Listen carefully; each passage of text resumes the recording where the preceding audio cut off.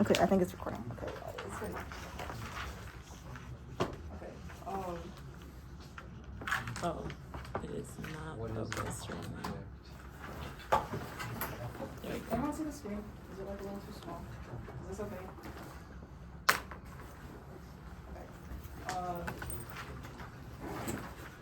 Okay, so this is the review condition 2. There's an online version of this PDF in Piazza in the post that I made. It's called Info About Exam 2. And you can also do it online if you want, or get a digital copy of it. I have 3 topics that I wanted to go over for the review. There was object-oriented programming, like subtyping. There's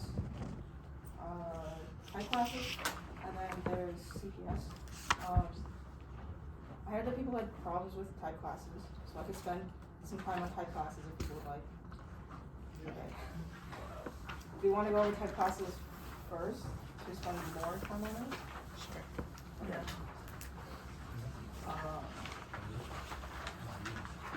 Okay, so I'll share this one thing that I sort of learned earlier today, which is for type classes in general, there's 4 categories that you can look at type classes with. So there's code that like a person would write, like human written code. There's code that a compiler generates.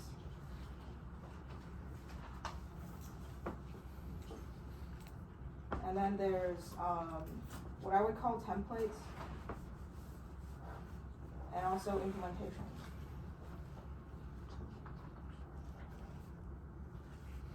And I'll show a more concrete example of this, but in general, these 4 categories have their own like keywords that you might see or that you might want to use when you're writing code, like Haskell code. So for human written, well, okay, I think for human written code, when you're looking at templates just mean like classes. So most typically you're gonna see something like class blank, or like class some kind of name where, and then probably some function definitions. And in addition, for templates, for human written ones, you're gonna see like most likely the type definition, like A to A to A, etc. That's the most generic version that you can have, and it's probably one of the more common ones that you're gonna be looking at since it's like code written by another person. For implementations, you're most likely gonna see the keyword instance, and then probably followed by some blank and where. And then below that, there's going to be actual implementations of like, or actual names for functions. So for example, plus could be like a, or it's like instance or something.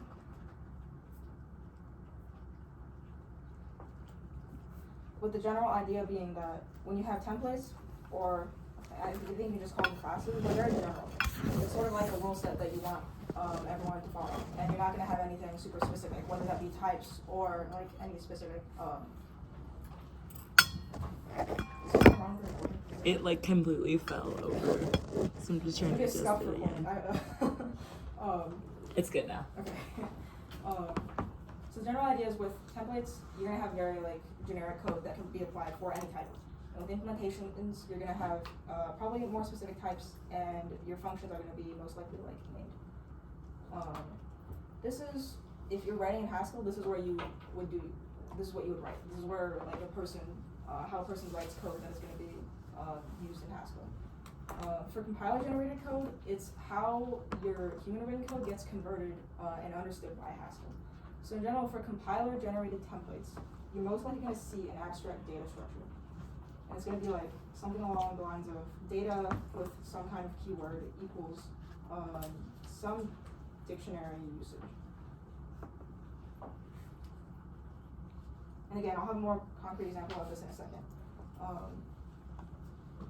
I think the most notable thing to watch out is for it's probably the data keyword, whereas sometimes you might see a data structure that isn't a compiler-generated code, which can be a little confusing, but I think I'll try to show an example of that as well. And for implementations, there is no specific keyword, but it's going to be that you're defining what a dictionary is. So it's going to be like dictionary on the left, and some kind of definition with like functions on the right.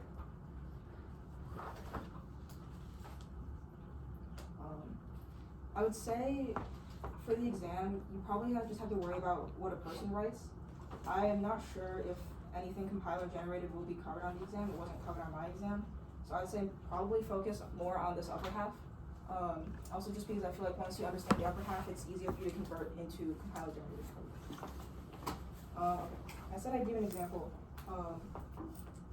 So I have this paper, and I didn't read the paper, just as a preface. I sort of skimmed it. And I think this is probably the best example that I could find on the difference between human written code and compiler generated code. So we can take a look at this human one first. I think this is sort of similar to the example that was done in class. I don't know if you guys did the square example, where you like score a float, or scoring floats and scoring ints. This is what that is, but in a more formal way. So this is just more general Haskell knowledge. Up here we have the template, or I think I call it the template. This is your generic, like human written code. You see the class keyword, and you also see the where. And more on the Haskell like language type. Your class type is, or your class name is num, as in it represents a number. And this is a type, which I believe we later assume to be, or plug in to be int. So it's saying we're going to take some type, which is a, and convert it to be a number. And what it means to be a number is that it will define a plus, a multiply, and a negate function. So this is sort of like a general template for what it means to be a number in Haskell in this instance, or in this case. Does that make sense so far, everyone? Past the generic template in the written version, we also have these, which are the implementations.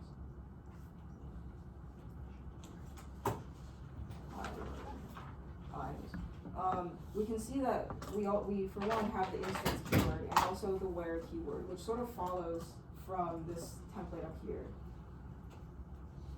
Just that we convert class to instance. And in addition, we also have the num, which is what our like data type is. But instead of a, we have int. So to create an instance of a class just means that instead of having a generic type, we're going to now implement the num class on a specific type. So we're implementing the num class on the integer. And to do that, we need to define 3 functions for something of type integer, which is the plus function, this multiply function, and the negate function. Does that part make sense there? We're defining the num class for a specific type. Okay. In particular, I think here it may be a little bit confusing. I think normally what you see in class is like you have plus AB, and then you have add int, like AB. Like you're calling it on specific values. In this case, they sort of abstract that away to just have the function symbols. But the idea is the same. You can pattern match to AB, and you can use AB on the right-hand side. But it's not needed in this case. Similarly, we also have an instance for float.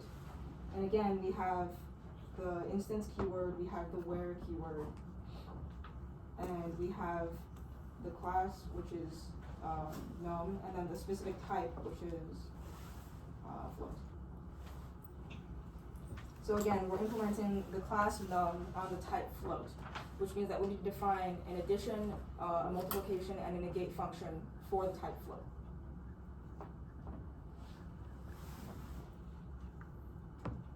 Down here, it's more about usage, which I'm not going to explicitly go over because it's less about type classes and more just about how to use Haskell. But you can see here that we're defining a function square. This is like it's like a function definition. And then this is like a function usage.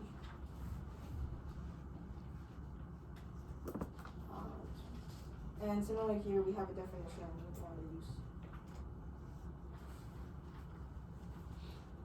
And this gets translated into what's down here, which is where dictionaries come in. So I tried to mark where like each type translates to. Right? So here are 3 main categories.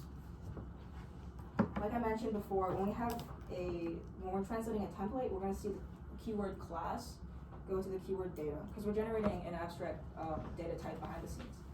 And in this case, we're creating a dictionary. And the dictionary takes in something of type A, and I believe this is a constructor. Or, I think it's constructor. Ignore what I said. We're going to take in something of type A, and we define that it has 3 functions, which is this one, and this one. So it keeps, so for a data type called numd on type A, we're going to keep something of type numdict type, and then 3 functions. Now we know from before, from up here, we know what 3 functions we want to keep, which are the add, the multiply, and the negate functions. So for like, I forgot the word. We can just write this: add, multiply, negate, just to keep track.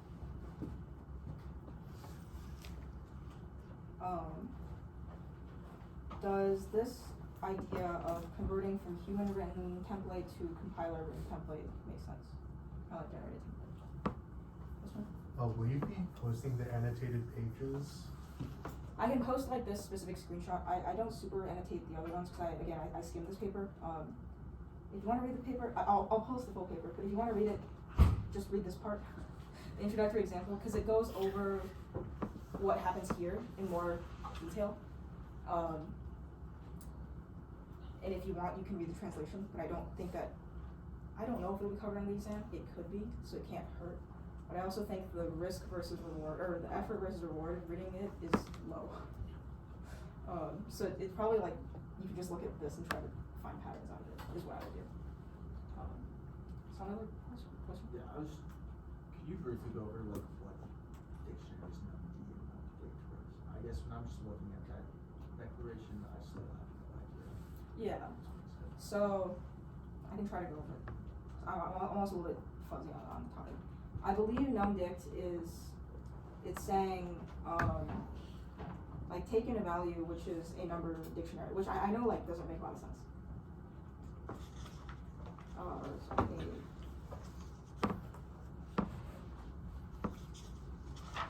And I think more intuitively to understand a dictionary is just something that maps. It's like a key value like structure where we have like keys and then we have values for each key.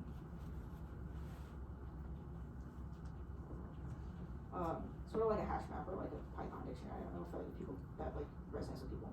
So it maps keys to values, right? Like each key points to a value. And in this case, our keys are types.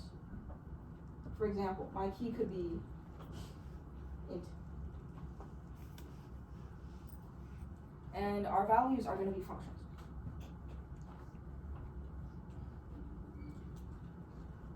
For example, if I have a function like integer, which is like plus ab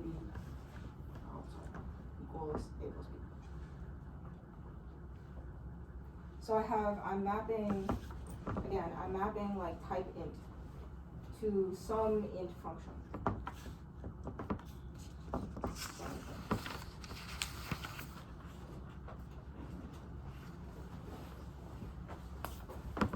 Does that make sense for what a dictionary is? I think dictionaries kind of devolved into this word of like, oh, it just means something, I don't know what it means.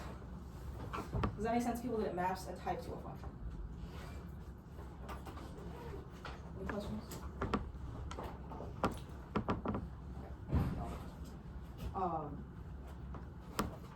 Okay, so again, just to recap, I'm running out of colors. This group of code up here translates to this line down here. And you can sort of look for similarities in like the way the functions are formatted, where this is like a triple, like A to A to A, and this is A to A. And you can sort of match the pattern from human written code to compiler generated code. Again, I don't know if you're going to be required to write this code down here, but it is helpful to know. Then on to the implementation translation. Or actually, right before we do the implementation translation. we can see here that I have a piece of code, which I didn't necessarily classify as like generic or implementation or usage. This chunk of code just defines a very general function. It's something that isn't what you see when you're writing Haskell code. So these 3 lines define the add, multiply, and negate function. And it says, whenever I use add, I'm gonna take in a dictionary, which is a hash map of types to values, or types of functions. And I know that my dictionary is gonna have 3 values. It's gonna have an add function, it's gonna have a multiply function, and it's gonna have a negate function. For the add function, I only care about adding, so I'm only gonna use the add value, right? Add, I only want to implement the add function. For multiply, I want a pattern match just to the multiply. And for negate, I only want to use the negate function. So these 3 are what I would call like numeric function implementations.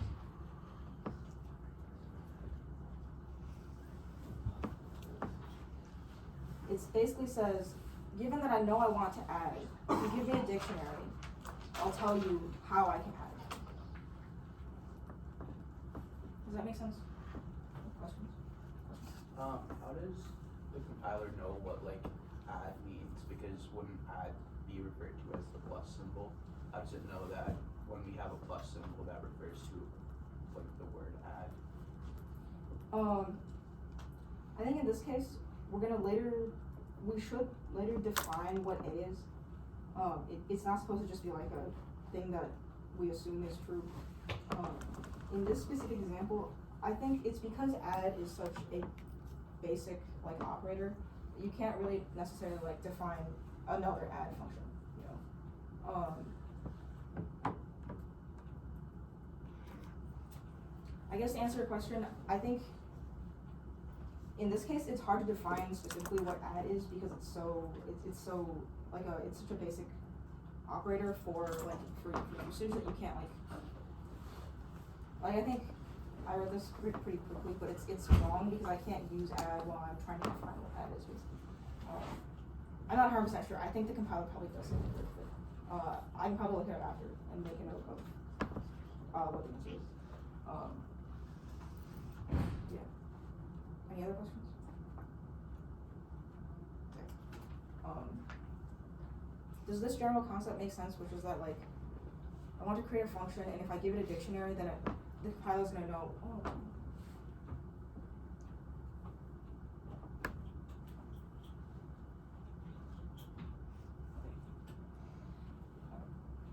Does this idea make sense to people? Okay.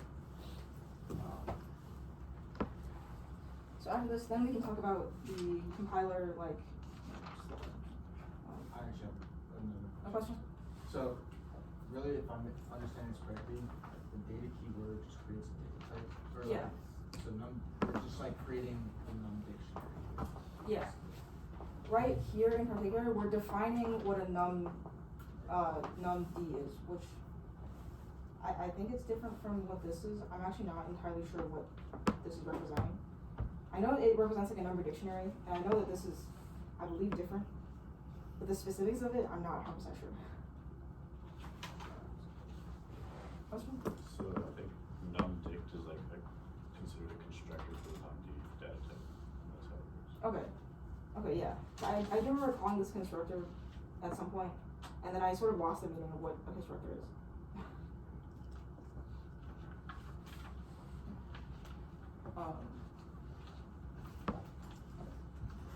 So then we can look at the implementation, or what the compiler translates the implementation to. So just as like a reminder. For a human written implementation, we have this format, where we define these 3 functions for a specific type. So we know that for the compiler implementation, we also need to keep in mind that we're going to be using a specific type. In this case, we have an int, and in this case, we have a float. And here, it's essentially saying, take what our generic template was and plug in an int, or plug in a float.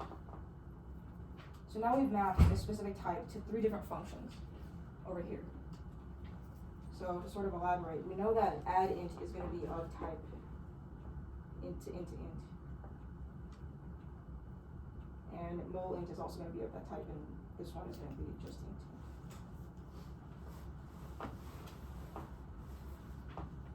And then similarly, we also specify this in the quotes.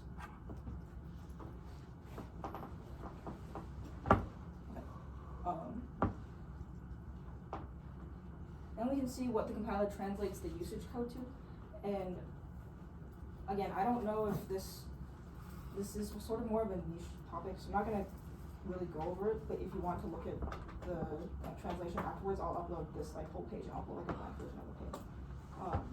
And essentially you can sort of see that this top one is a definition.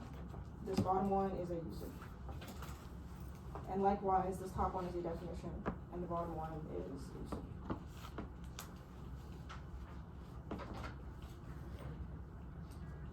Does that part make sense to people? Sort of like how type classes do translation.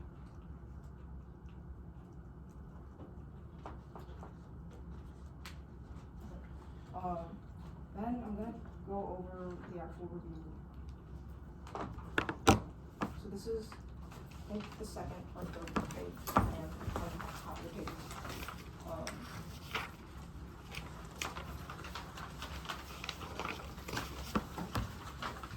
Give me a second to change my computer settings. I'm actually pull up a different.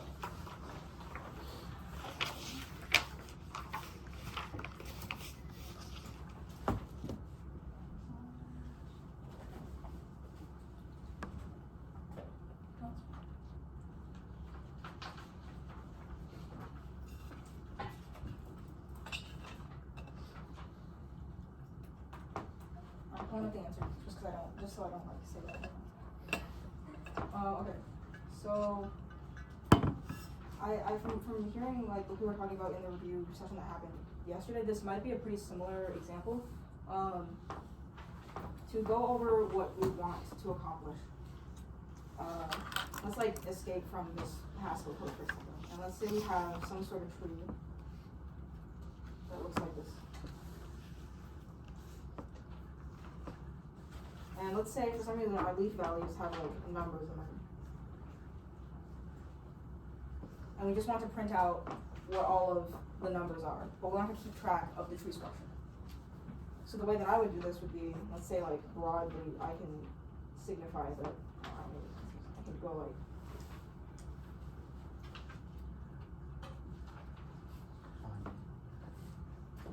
and come up with this representation, which sort of reflects the structure of the tree, right? Like every pair of brackets represents one iteration down the tree, like one level. Does this like intuitively make sense to you? That we're trying to take a tree and squish it into like a string representation. Okay. So when we look at the Haskell code,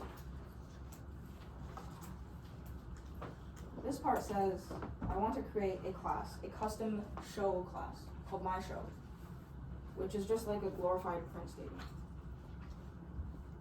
And I want to be able to customize the print statement to do what I just showed up here, which is print out the tree structure in this specific format.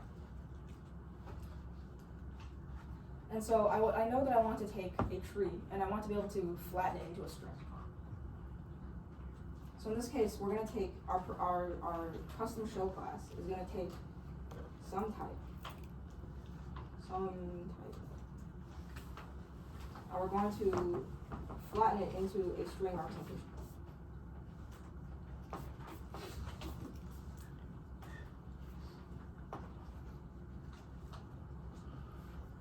So we're going to define the function myShow, which is of type A to string. So we're going to take something of type A and make it into a string. Is that initial part? Like 2 lines kind of make sense. Then we have an abstract data type, which is just a binary tree. And this is just like I would just consider this like a helper data type. We're just going to use this in the custom print class. We're not going to like convert it to compiler code or anything. So my custom tree class defines a leaf, or it can be either a leaf, which I can represent visually like,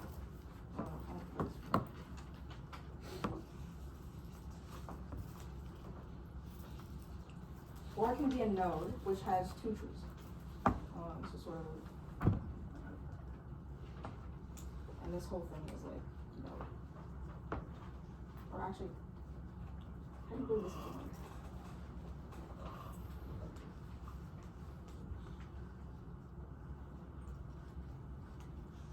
Now I want to create, I'm working my way towards creating an instance of my show on the binary tree.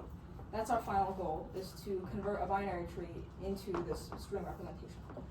But to do that, I'm assuming that my binary tree is gonna only take in integers. So first we have to implement the custom show print function on an integer. So that's what we see in this like third section right here. We want to implement an instance of my custom print function on type int. So whereas before we had some abstract data type A, this time we know that we're implementing it on int.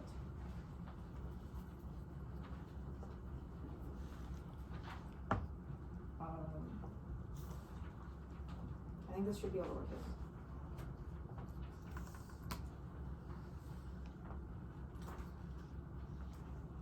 So if we just have an integer for our print function, then the only thing we want to print out in this case is an integer, right? If we just have 3, we're not doing anything fancy with 3, we're just going to print out 3. So we're going to use the native Haskell function, which is just lowercase show.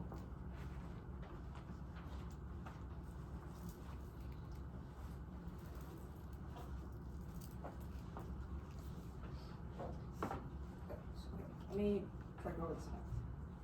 When we call the custom myShow function, like custom print function, we're going to pattern match to an integer, which is why this is an n. And what we want to execute is that we just want to print out the integer. We don't want to do anything fancy with it. So we have to use the native Haskell function show, which is just print. And we want to show the value n.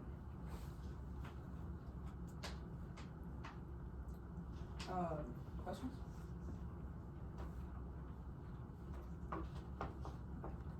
No matter what type, it's always n, right? It's always n, no matter what type. Yeah, we know that it's going to be type int, so we can assume that, or we know that this will always be an integer. Because we're defining this specific case on int. So that when we define it on int, we know that any input we get to that myShow function to find out int is always going to be an int.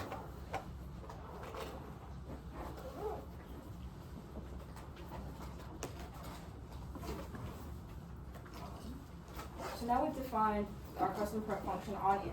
So we can work our way to defining the print function on the binary tree. For the binary tree, there's two cases. There's the case where we want to show a leaf. And there's the case where we want to show the whole node with the 2 subtrees.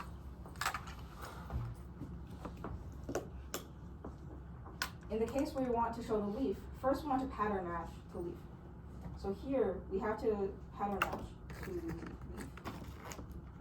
And the leaf is going to take some value because we know that leaf has like a internal value. And I can call it like value or something. Or I don't think it has, but we just call it. Now, like I said, we just want to print out the value. Because when we reach a leaf, we just want to print it out. There's nothing like, no modifications to leaves that we're doing in this format. So we can just call the myShow function on the leaf, or on the value, sorry. This is supposed to be lowercase. The other case is if we're pattern matching to a node. Now a node has 2 subtrees. Or first let me pattern match to node. So we're going to pattern match to node, and then it's going to be binary tree left, I'm running out of space, binary tree right.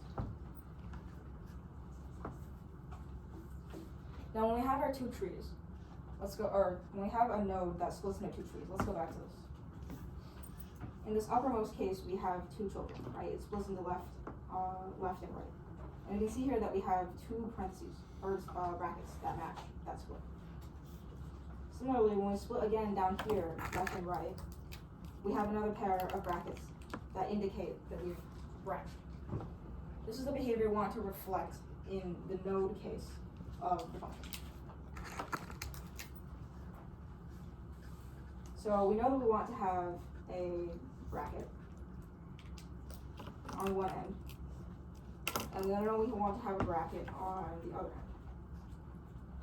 That represents that we've entered a new level of the tree.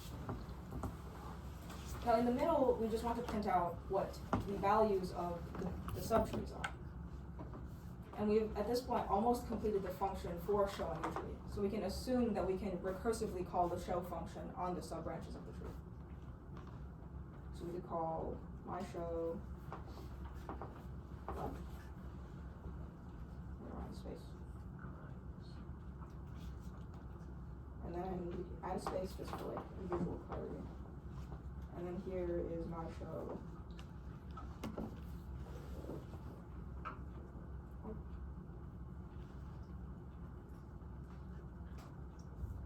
Can't do this.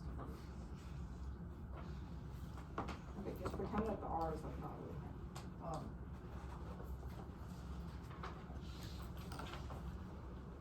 Question? When we're pattern matching for the node, shouldn't it just be node LR? Because the bin tree L would be like type and not. Oh, yes, that's true.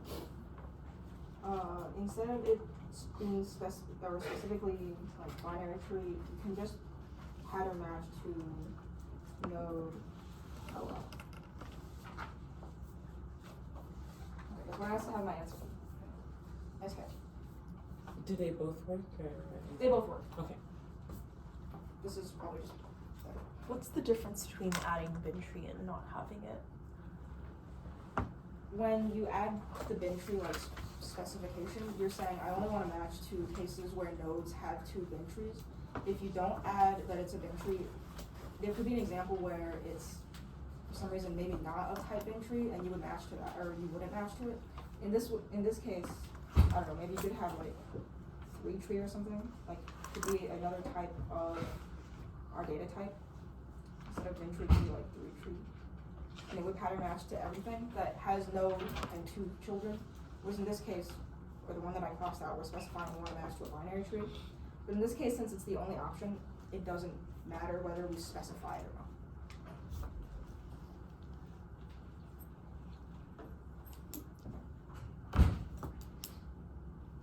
Other questions? What's the difference? Can you explain the technical difference between the uppercase and lowercase my show? The lowercase my show is a function, and the uppercase my show is a class. So if I had an uppercase here, I believe it would override this, or it would just cause an error.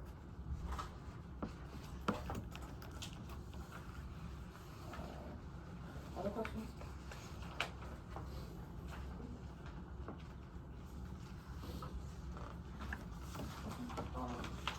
I guess like in this case, could you just call show on B because we know it's something that's like my show. So like on the first one Yeah. for a leaf B, can we just call show B? Yes, we know that that the binary tree only holds integers, so we can call show on B, like just the classic like Haskell show function. In the case where this isn't in it, maybe it's like I don't know, like a list or something, then you're gonna have to call a custom show function for that type that you define. So in our case where we know that it's an int, yes, you can just call the normal function. In the case where you might not know what type it is, then you have to define a generic function. If we know that A is attached to the my show class, can we just call show? So that A is attached to the my show class. Because we say like my show A and then big arrow. So can we just always assume that the show function is going to work on that? We only use the native show when we're defining my show for an int, but like you said, we could consider for a list where it's a completely different. Okay. Yeah, the native definition for what you want to show is not, I think it's not always what you expect it to be. So it's, a safer play to define a custom function, but in the cases where you're sure that it's gonna be a certain type, you can take the shorthand. Other questions?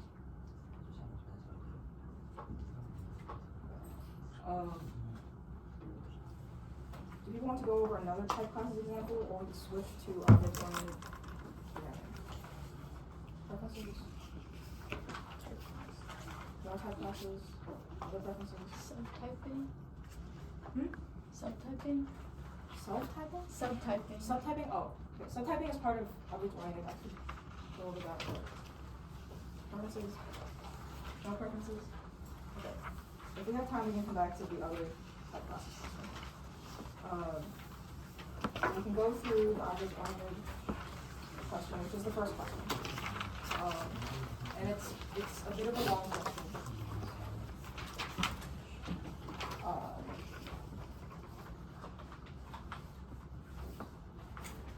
Yes, I have to.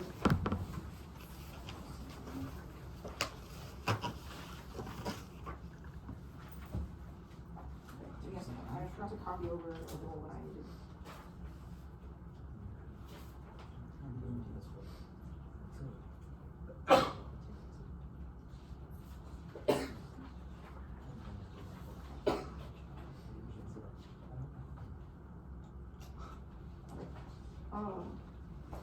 I think this was on one of the homeworks, and the most important thing that you need to remember for the exam, which I would also recommend that you write down on like a note sheet, is the subtyping rule that if you have a function of type C goes to D, and it's a subtype of A goes to B, or function A goes to B, if and only if the relationship holds true of A is a subtype of C, and D is a subtype of B.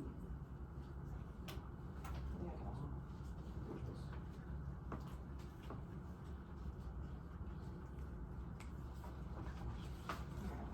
Okay. So just the idea is that if we have a function which is C goes to D, and we know that it's a subtype of a function A goes to B, then we know that this relationship must also hold true. And similarly, if this right-hand side is true, then the left-hand side is also true. Okay.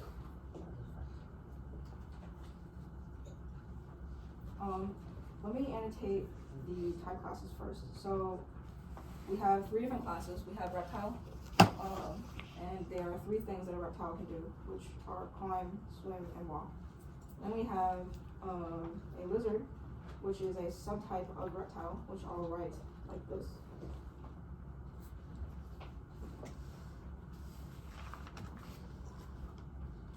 And a lizard can also do 3 things, which are eat, swim, and walk. And then finally we have a chameleon, which is a subtype of lizard. So I can write the relationship like this.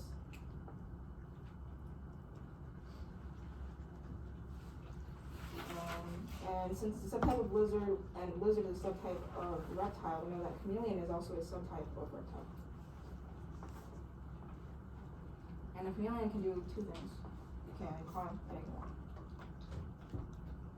Is there already 40? Oh my god. Okay. Does that first part make sense? Does anyone have any questions? Okay. So there are 3 true or falses. I'm probably just gonna go over the first one since I'm running low on time.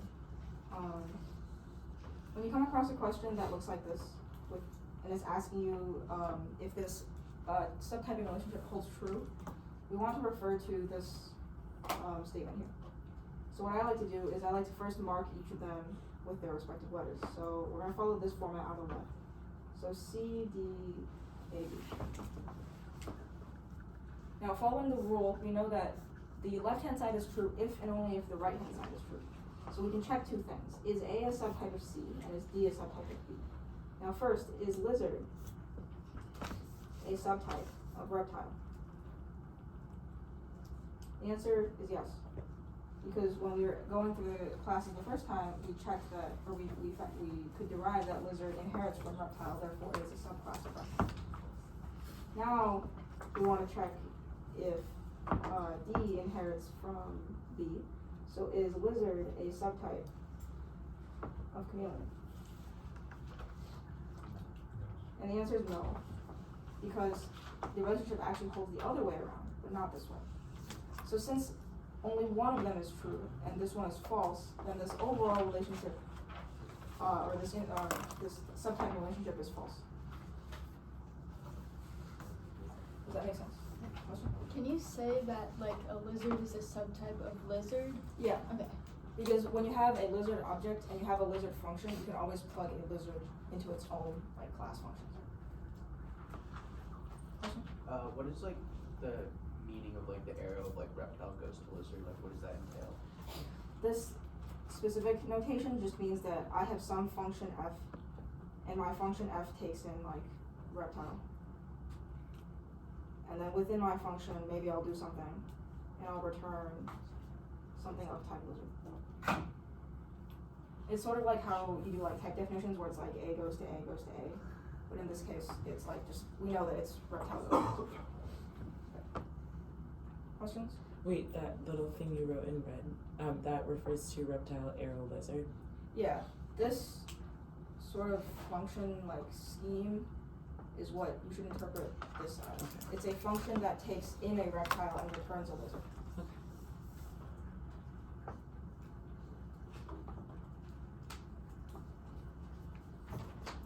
Questions? No questions. Okay, I'm gonna leave the other two for people to do on their own.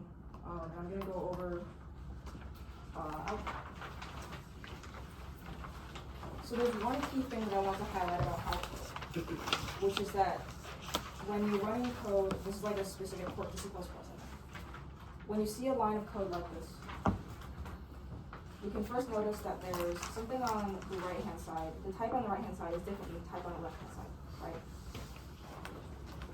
And the problem is, we might not know which function to run for climb, walk, and swim from which class. So there's two things we want to know. The left-hand side is called the static representation, or static type. And the right-hand side is the runtime representation, or runtime type. The runtime type only matters when you see virtual functions. By default, when we create any object, when we call a function on that object, we always want to use the static type function. The only case we don't want to use the static type function is if that function is virtual. Then we want to go to the runtime type. Okay, I'm going to draw out this picture by taking a second. But it just sort of represents what the type process is. So we have this big box, and this is my reptile class. And my reptile does three things. It does climb, it swims, but swim is virtual, and then it also walks. Then we have a subclass, which is lizard. And my lizard can eat, swim, and walk. But walk is virtual. And then we have one more class, which is just the chameleon. And my chameleon can climb and walk.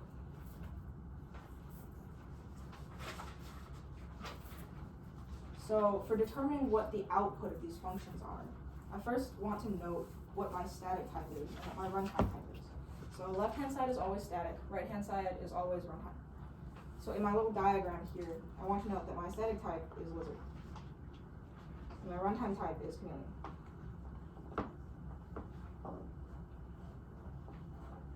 So when I go to run the functions, I always want to start by default in static type. So now we're going to start with the first one. When I go to run climb, I'm going to go check for if lizard, the class lizard, has a climb function. And we can see that no, it doesn't have a climb function. So what happens when we want to run a function that we can't find? Well, similar to how activation records work, you want to go into a parent class to look for it. So we move to the left in this case, going to look for the climb function in the reptile class. Now we can see the reptile has climb. So we're going to use the reptile climb. So the output of this is the reptile climb.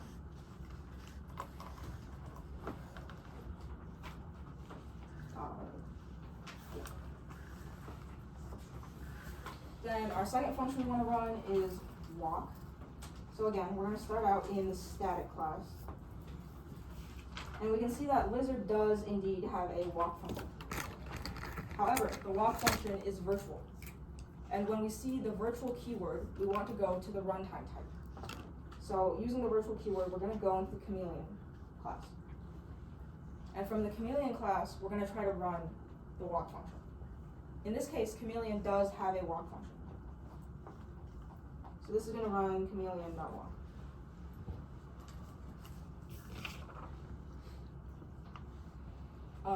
As sort of like a what if chameleon didn't have walk, like it didn't have a walk function, then we're gonna sit in, once we get to the runtime frame, we're gonna move back out to the parent frame and run lizard's walk.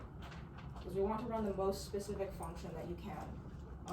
And if you can't find a function, check in the parent class. Question? So it would try to run the virtual walk?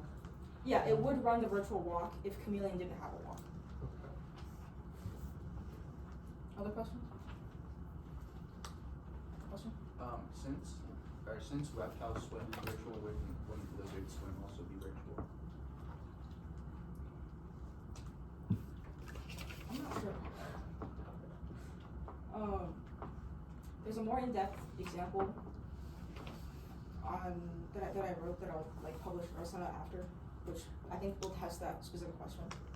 I'm not sure in this case because as far as this specific line of code is concerned, it can't actually see the reptile unless it doesn't find the function in its own frame. So for example, we can move on to the third one. When we try to call swim, we're gonna start in the static frame. And in this case, we see that lizard has a swim function. And as far as the computer is concerned, it doesn't care that reptile has a swim because lizard already has one and its static type is lizard. So it's not gonna go look if it already found it. So that answers the third question. This is gonna run lizard on.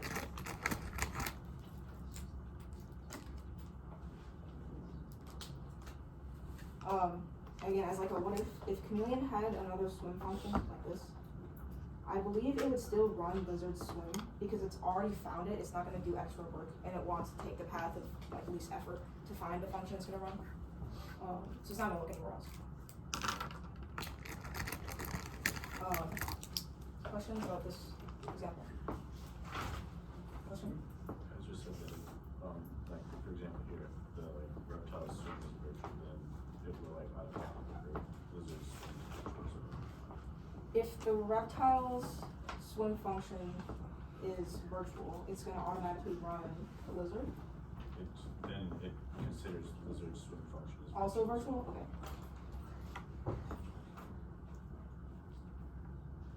I don't know if that was behavior if I like specifically was running into problems with that when I was testing this case. Because I wrote like a big test file in cs538. I can also upload that file and play around with it. Question? So if it's virtual, it's always moving to the right then, unless it can't be found in the... Yeah, if it's virtual, you always move to the right. If you can't find the function in your class, you move to the left. Okay.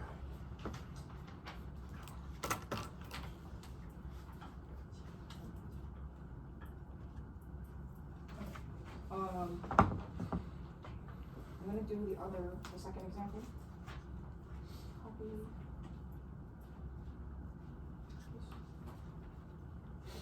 Okay, so same thing.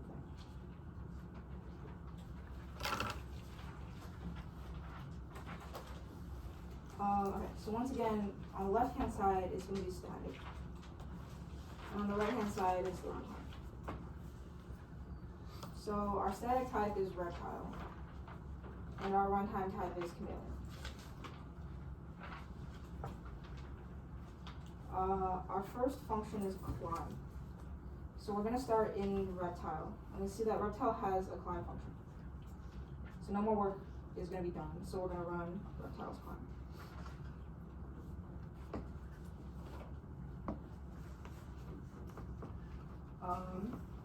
Then we see we want to run walk.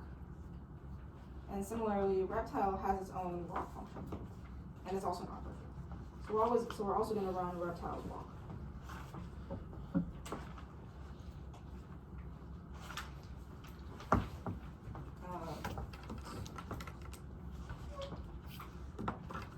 Third, we have swim.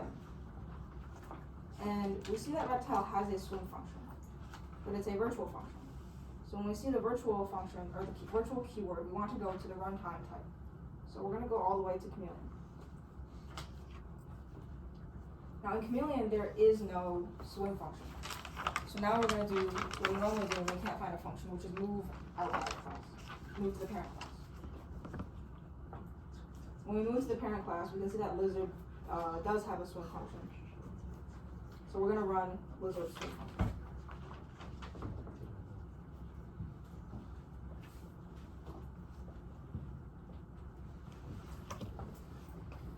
Questions?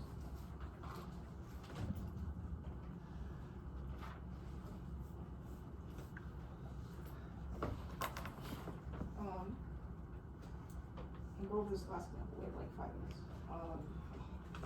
For this third one, we have a static type of reptile and a runtime type of lizard.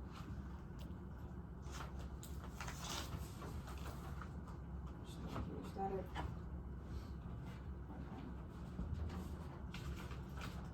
So again, we always want to start in the static type frame of the class. So when we start here, we see that we want to run the eat function. But we can't find the eat function in this class. So we have to follow the rule of moving to a parent class to try to find the eat function. There is no parent class of reptile. So in this case, this throws an error. Even though the runtime type of object 3 is lizard, it can't run the lizard eat function. Because you can never go into a child class to look for a function, unless it's virtual. When it's non-virtual, you can only move out. You can never move into like a sub-frame to look for things. Does that make sense? So this first one errors. The second one is the walk function. And we did before that walk is already present, so we're just gonna run walk. This one is reptile.walk.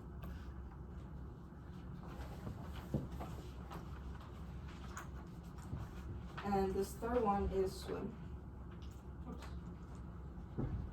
We want to start here in this reptile class, and swim is a virtual function. So when we go see the virtual keyword, we move into the runtime type, which is lizard. And lizard does have a swim function. So we're going to run lizard swim function.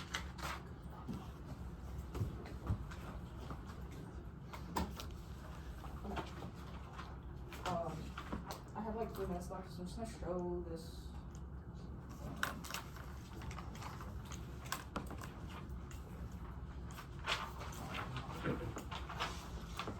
This one is there because there's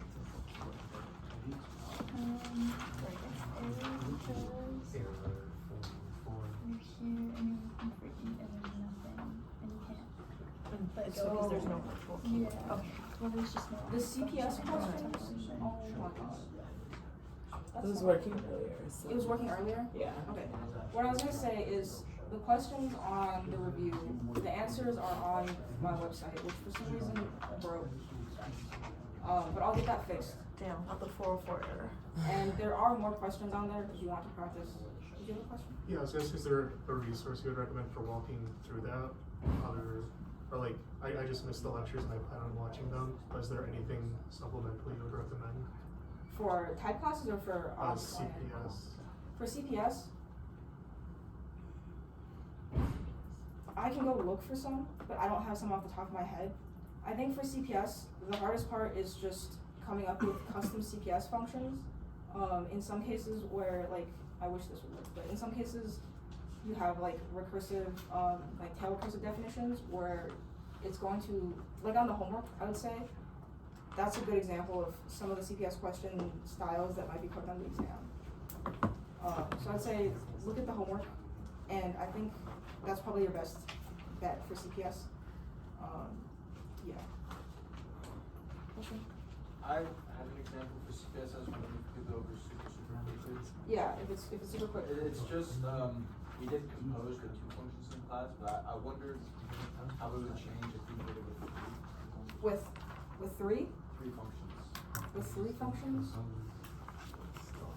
What was the? Oh, compose is just you're doing 2 functions. You're just calling one on the other. Yep.